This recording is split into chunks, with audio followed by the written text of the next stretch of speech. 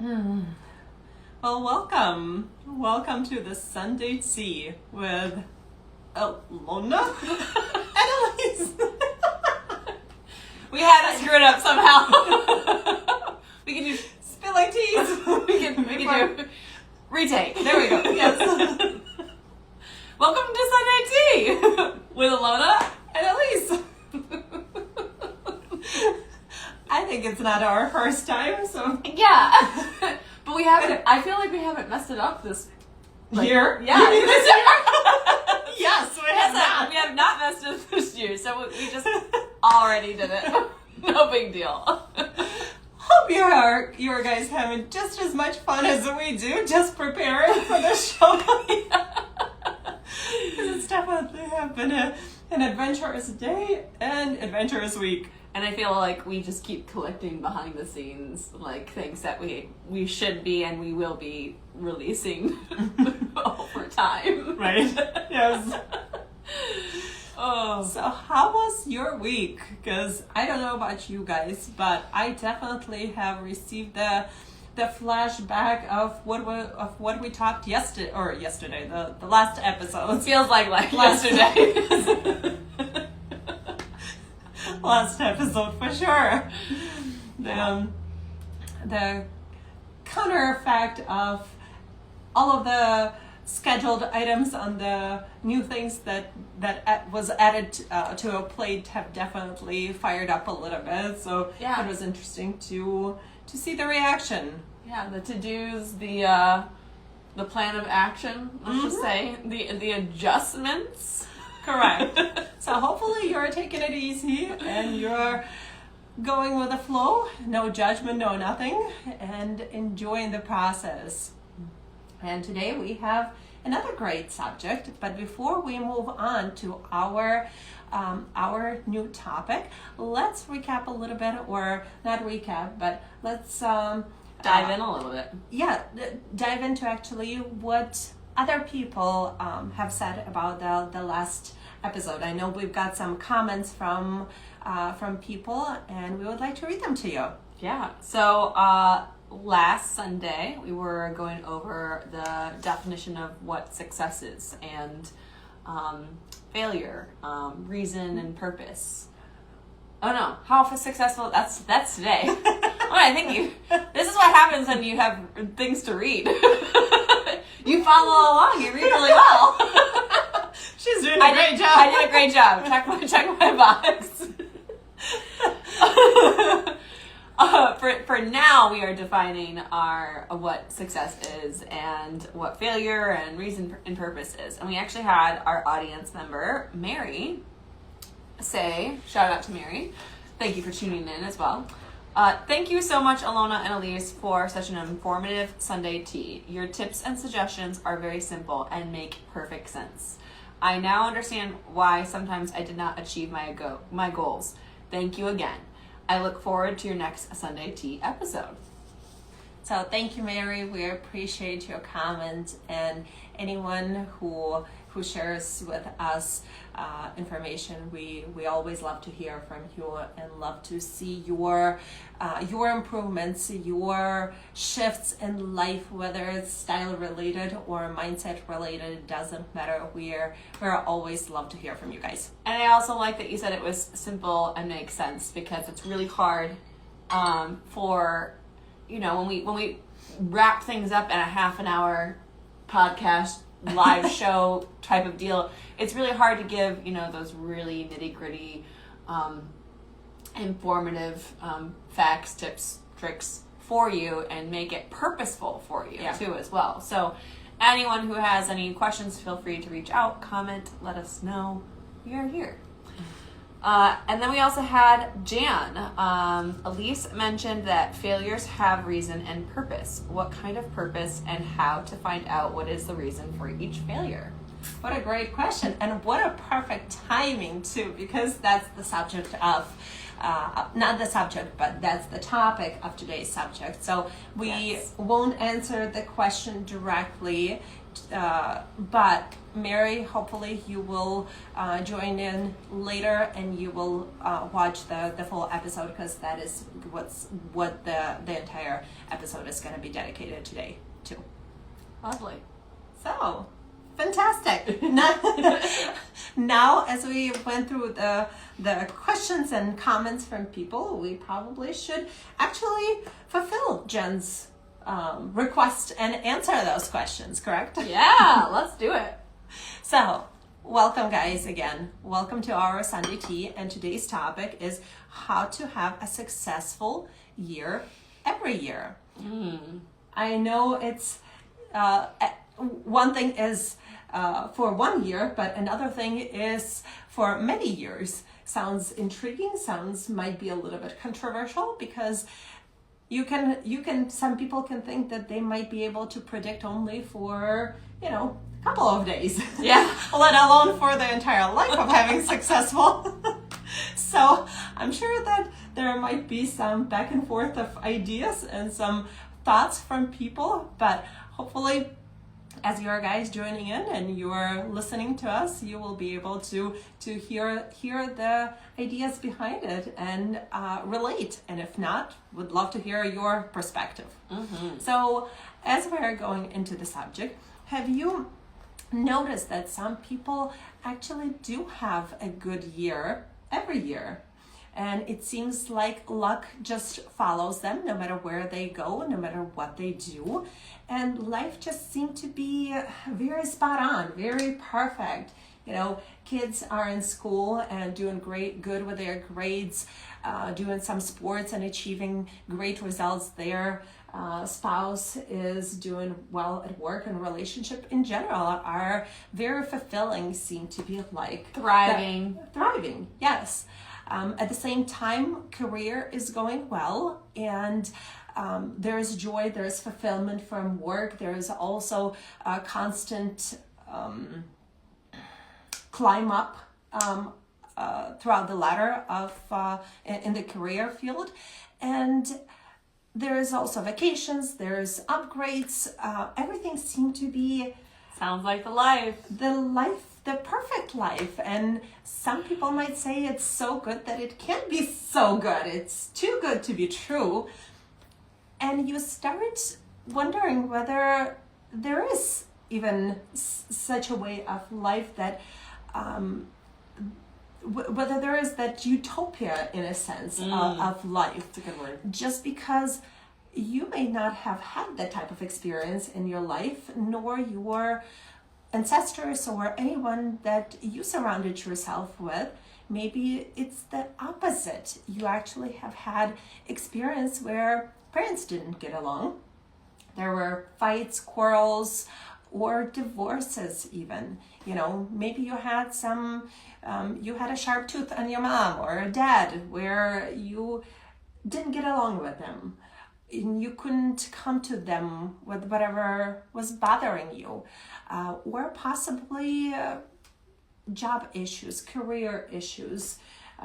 You start something, you quit, nothing seemed to be lining up, or maybe it's not nothing. Maybe it's just one area in your life. Once you fix something, then something else goes off. You fix that, then another thing. It's just constant trying to catch up back and forth. Something that gives you like a what is it called, sore in your fingers. Curious. we have a live example in the studio. Yes, a sore in your finger. So you gotta show them what we're laughing about. Yeah, they won't believe the example. Oh. And I totally get it, because so many families, so many people actually live in a state of mind where happiness is not 100%. There's always something that causes conflict, pain, or other negative emotions. And in your memory, in your brain, there is no there is no register. There is no DNA that says 100% happy. Yeah, where is happiness? Yeah. What is happiness? What that is, correct. So when people start questioning whether it's even possible to have successful and happy year after year after year, and I understand that not concern, or concern maybe, right? The doubt. Doubt, yeah. That doubt completely. So as you're watching us, as you're listening to us, tell us please, have you had a successful year in your life that would be every day you were happy in that particular day? Have you had that? If you could just comment or put thumbs up, gives us some response. We'd love to hear from you. And if you've had it, maybe you had several years like that, or maybe that was never a part of your life. You never even thought that that's possible for you. So while people are taking a moment to comment, how about you, Aleece? Have you a year where I was happy every single day? I feel like yes, in a sense, because right, you have high days and low days. High days and low days meaning like you're not like laughing, cackling like we started the episode off, right? Where that joyful all day long, every single day. But like the sorrows of like losing someone. I can't think of a year that I haven't lost someone that I had not a good day. Does that make sense? Like that you have not had a good day, or yeah, okay. Like losing someone, that's not a good day for me. And so I've literally had, I'm trying to think of like a year that I didn't lose anyone for a long time. Okay. I think I've lost someone every single year. So. Okay. So besides loss of people, I don't think I've had a year that has had every single day fully blissful. But like pretty close. Like when you just throw out the death. I think I'm doing pretty good. Well, from my experience, I could tell you that if you were to ask me about 10 years ago, I would have told you that being able to even consider that I have or I can have a successful year after a year would be impossible. I didn't think that belonged to me. Oh man. And so many people, I've lived in the area for over 15 years, so a lot of people know me. And I've had people who commented, you're always so positive, you're always so cheerful. And you know what? I can honestly tell that, yes, on the outside, I'm always, at least at that point in my life, no matter what, I try to be positive. Yeah. But the inside of me were just screaming. I had so many negative feelings, so many doubts, and so many different conflicts of interest and concerns, and just all kinds of negative emotions that I can say that at that point of my life, that was the time that I would say that utopia is possible. Yeah. Definitely not. And especially when I was growing up, my parents, my ancestors, they never talked to me about what success is, or how to process, how to consider yourself as, their point of success and you as a person was very similar to what people think these days. You consider yourself successful when you have a job, when you have a husband, when you have kids. The white picket fence.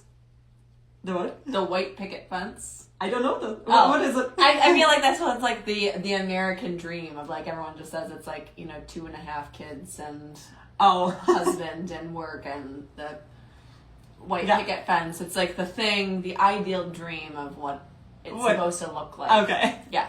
As you saw my roll of the eyes, do I need to roll my eyes even more? It's just No, I understand. Yeah. Something close to that, comfort level, and I guess it may not be 2.5. Yeah.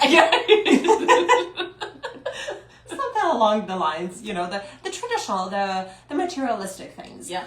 And it definitely hurt me a lot because, especially moving from a different country into a new place with nothing but 2 suitcases and having that comparison constantly being in front of you. Mm-hmm. It was very painful in a sense that there was a lot of self-inflicting pain because of that, because there always was somebody who is better than you in a sense. By better, I mean they have more money.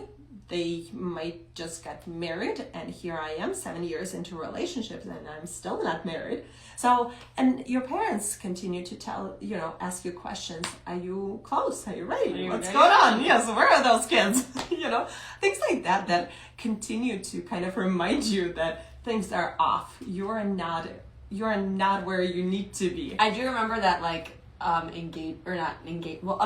to be engagement phase, like my husband Adam, he actually had my ring picked out for years before he even asked, but things had happened throughout life that delayed the process. Mm-hmm. But everyone was like, so are you guys getting married? Like when's that happening? We're like, oh my gosh, like chill out, we are happy how we are right now. Not that like we wouldn't be excited to be married, but we already felt like we were married. So it was just odd to me that same thing. People are checking in like, when are you doing the thing? Time frame. Yes. And I'm like, well, even now, we don't have to be married. We are, we're 7 years in, but still, it's like that check-in from people. It's that comparison thing. Yeah. Yes. And so with all of those things, it was hard at that point because I couldn't find myself. Mm. I tried very hard, but it was just not, I struggled. And the best I could do is just put up a 50s happy face and call it good.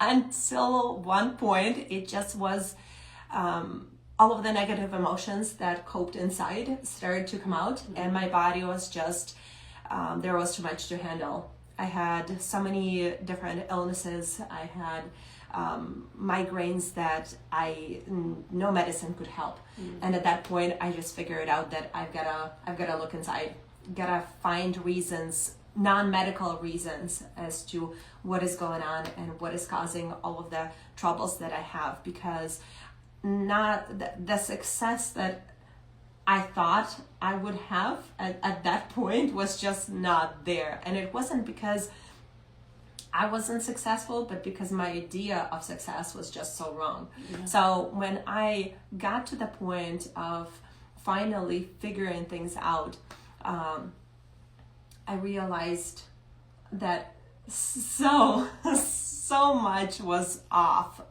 And of course, first of all, it was my mentality that was not on the right place for me to feel successful, for me to be successful, to project success in general. So let's talk about what is success? What is that definition? Because so many ways, or there are so many ways how to interpret it, right? But what that is, to me, the way I have come to realization, and there's a few ways and they're very close. One is ability to achieve your goal. If you always set your goals, right? Yeah. According to what first of the year, right? Yeah. According to what you really want, not somebody else, but once you've actually came to the conclusion of what those goals are, and you've set them up and you have achieved and you continue to do that throughout your life, how can you possibly say that your life is not successful? Yeah, great success. Exactly. Another way to interpret it is to success is in alignment with your inner self. To me, it's in a sense a little bit similar to the first one. Yeah. And the third one is my favorite, I guess.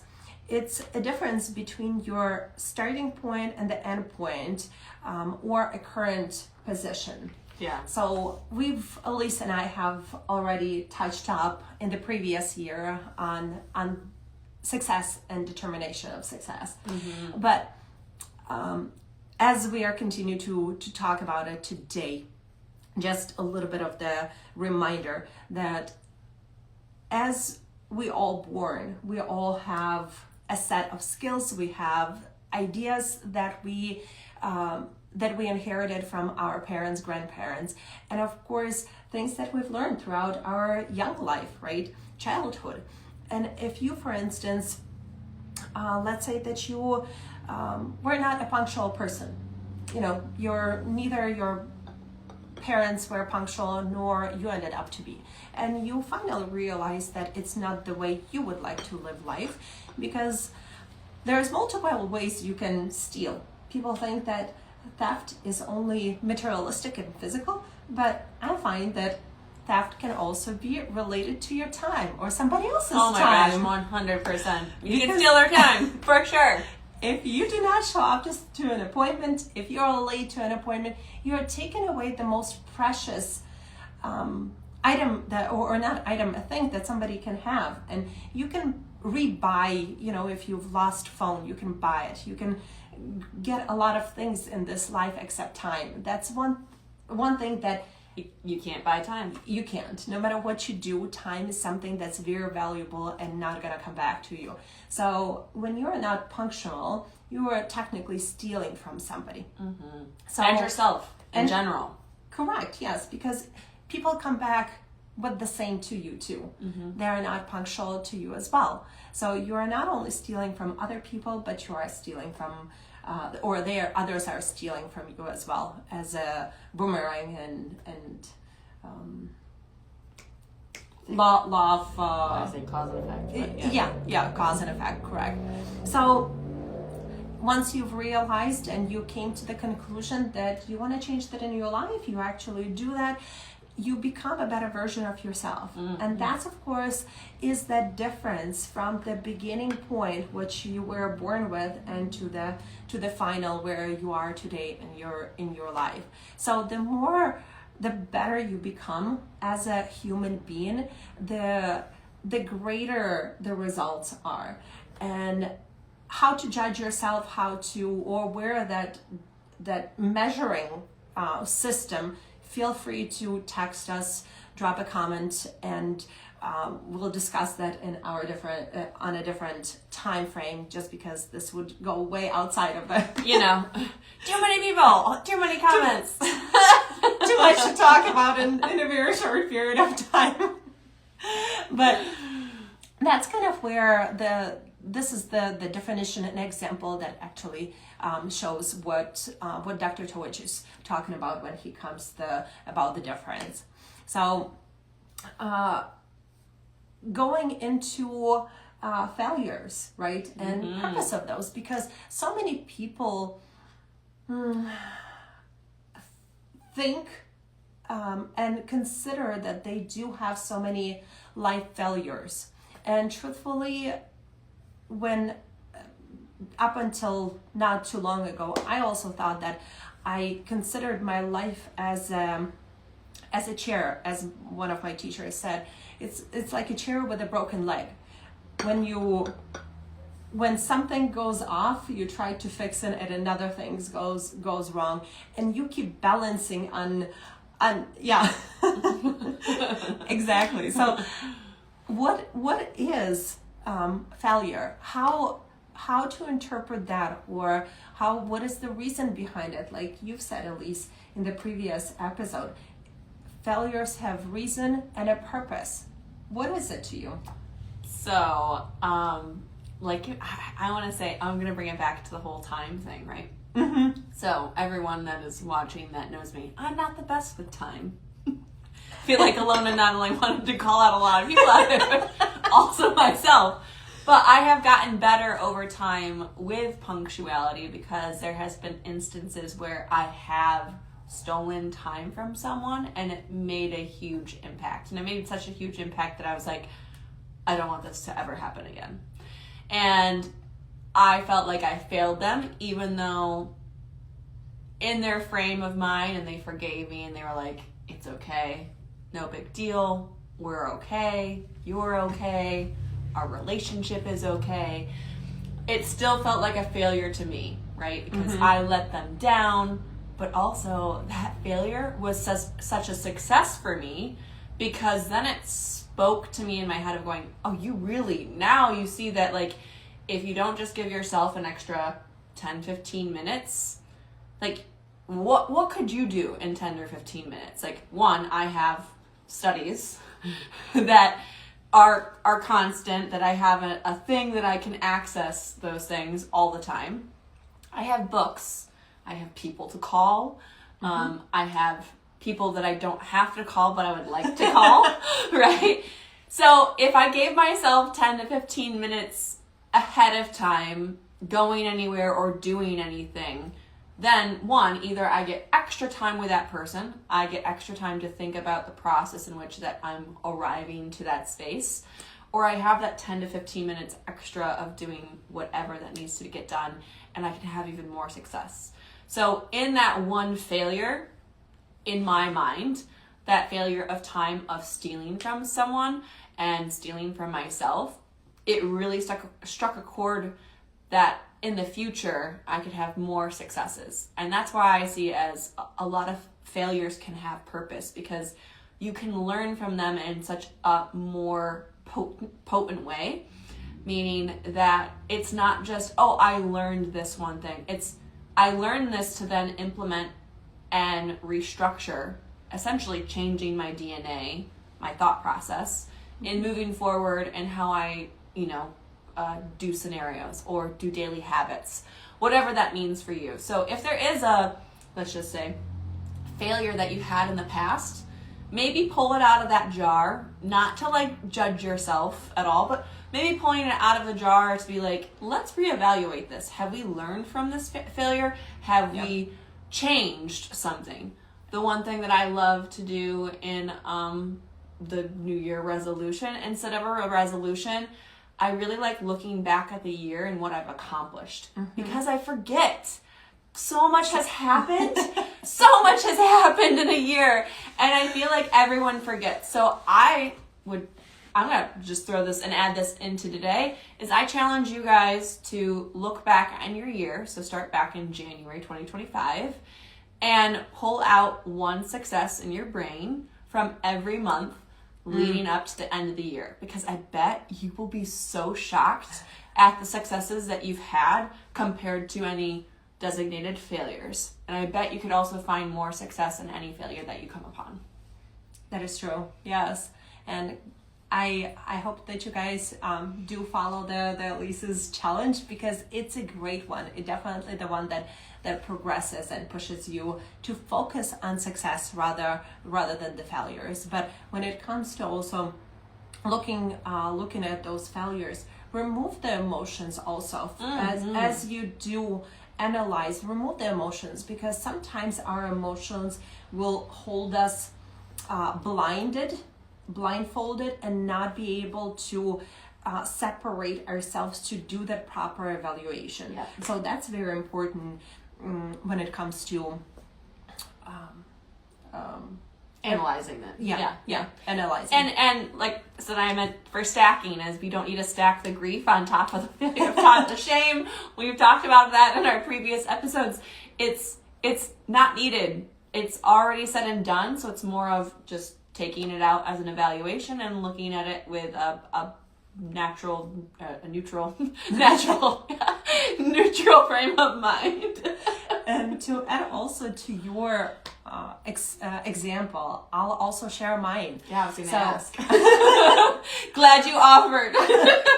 Well, taking a very simple thing, like people so many people regret for certain experiences when it comes to relationship, right? Like wasting too much time on this person, spending all this effort on this person and never get anything back as a return. An exchange, yeah. And I bet that is not true.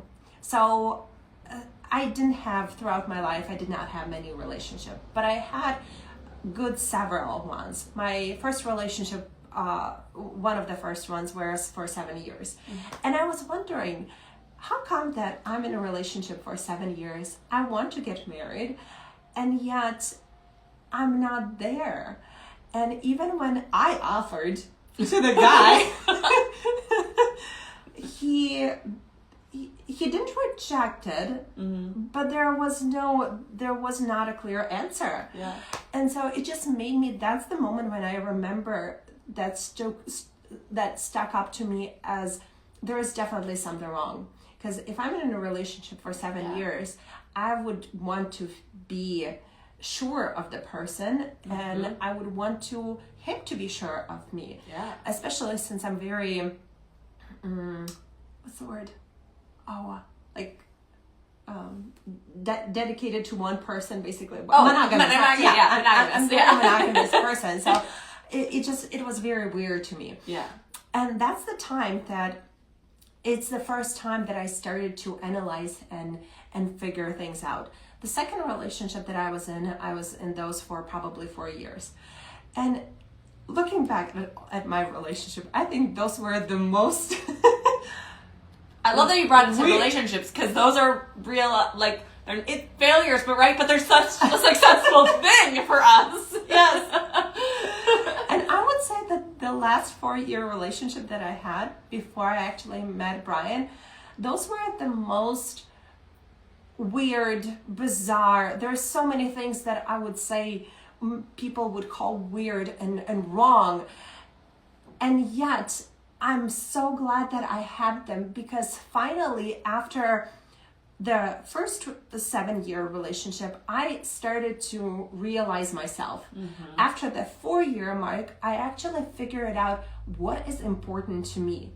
What are my do's and don'ts? Where are the boundaries? What I'm willing to not negotiate, but what I'm compromise. Compromise, or there's always compromises, because if you love them more, you're willing to, like, oh, it's not a big deal because that means a lot more for you. I'm willing to give that up. No big deal. Yes. Yeah.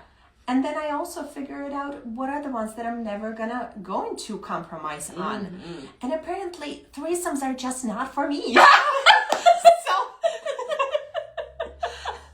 I love that. Raw and real. And apparently that was a part of the make it or break it. So when you actually come to the realization of what's important to you and what you're willing to do, you finally, you don't look at the experience, or even, when you come to a realization what the experience was there for, you don't look at it as a negative experience. Realize that whatever time frame it took, it was a necessary step for you to get to the new level, for you to get to the point, of rise and shine. Yes, and realize. So, and to me, that's more empowering than anything, honestly. Like, it's like, wow, light bulb has gone on. That new level has unlocked. It's this weird feeling, and then you're like, how did I not see it before? And I have this all the time with my clients if I'm giving them homework, and it's like, here, you do this, then you do that, and like, this is something, whatever, and it's like 2-3 years go by, and I'm like, still giving homework of things that you can do to do the things, right? And then they're like, oh, I saw this thing somewhere. And I'm like, oh my gosh. But everyone has a certain time that their brain, that they're willing to hear the thing to do the action, right? I'm not expecting you to go full blown and just change your whole life or actually do the homework every week. But it would be nice. It would be great. But yeah, I see that all the time. It's like, yeah, some people just have to hear it at the right moment, Yes. and when they're ready for it. And every moment is the right time. Every moment adds on. Just because you don't see a result right away, it doesn't mean that it did not make effect. Exactly. Sometimes to get to the 100%, and if you're starting at the bottom, every 10% counts. So finally you'll get there. It's just a matter of time. So to kind of summarize what we've just talked about, right? Success is, you can have successful year every year if you evaluate your life and life experience properly. That's the key to the successful life, because there is no failures. There is no life is not hard. Life is only hard when we don't understand what is the reason behind everything that happens in our life. At that point, yes, you can feel like it's the worst thing that you can have, and you feel overwhelmed, you don't want to live. But again, only happens because there is lack of understanding. And to summarize that as well, I always have to have that disclaimer of, if you are having a hard time out there, you can shoot a link down below. There are mental phone numbers, text messages, options, websites for you to call and contact for support if you need it. And of course, we're always here to hear what you need to say. And one last thing to finish this session with: a successful year is not built in January. It's built in the quiet throughout ordinary but very important choices you repeat again and again and again. So cheers, guys, to a successful year after year after year. I hope you enjoyed it. Sunday tea, live at 3. We'll see you next week. See you next week.